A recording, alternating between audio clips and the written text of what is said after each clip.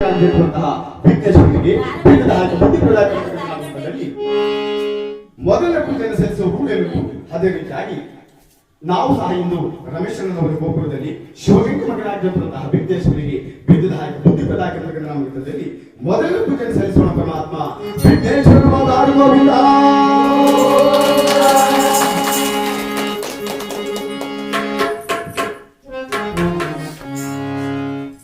ಹಾಗಾಗಿ ಭಕ್ತಿಯೊಂದೇ ಮುಕ್ತಿಗೆ ಬಲು ಸುಲಭವಾದ ಸಾಧನವಂತೆ. ಯಾರು ಭಕ್ತಿಯ ಪಥದಲ್ಲಿ ನಿಲ್ತಾರೋ ಅಂತವನ್ನ ಭಕ್ತರ ಆಶ್ರಯವು ಎಲ್ಲರೂ ಕೈ ಬಿಡದೆ ಕಾಪಾಡುತ್ತಾರೆ.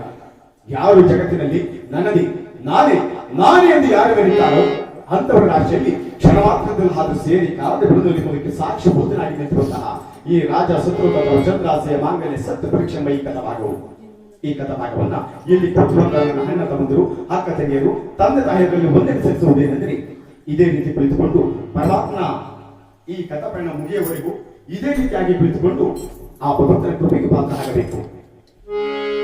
ಮನುಷ್ಯನಲ್ಲಿ ಬರುತ್ತಿರುವಂತಹ ಕಷ್ಟ ದುಃಖಗಳಿಗೆ ಕಾರಣವೇನೆಂದರೆ ಆ ನವಗ್ರಹಗಳು, ಆ 9 ನವಗ್ರಹಗಳು ಏರುಪೇರಾದಂತ ಕಾರಣದಲ್ಲಿ ಮಾನವನಿಗೆ ಬರುತ್ತಿರುವಂತಹ ಕಷ್ಟ ದುಃಖಗಳು ಸಹ ಎಲ್ಲರೂ ಸಹ ಇದಾಗುವುದು. ಹಾಗಾಗಿ ಈ ಕಥಾಪಯಣ ಮುಗಿಯುವವರೆಗೂ ಯಾರು ಸಹ ಮಧ್ಯದಲ್ಲಿ ಎದ್ದೋಗದಂತೆ, ಅರ್ಧಂಬರ್ಧ ಕಥೆ ಕೇಳಿ ಹೋಗದಂತೆ, ಇಲ್ಲಿಯೂ ಸಹ ಮಲಗದಂತೆ ತುರುಗುಡಿಸಿದಂಗೆ ಎಲ್ಲರೂ ಸಹ ಪರಮಾತ್ಮ ಕೃಪೆಗೆ ಪಾತ್ರ ಆಗಬೇಕೆಂಬುದಾಗಿ ಹೇಳುತ್ತಾ ಎಲ್ಲರೂ ಸಹ ಪ್ರೋತ್ಸಾಹವನ್ನು ನನಗೆ ನೀಡುತ್ತೇನೆ ಎಂಬುದಾಗಿ ನಿಮ್ಮನ್ನ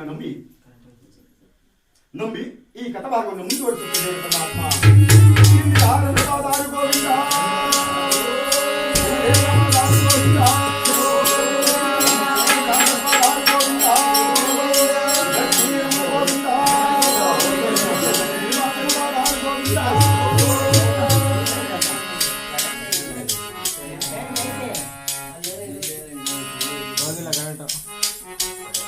ಹೋಗಿದೆ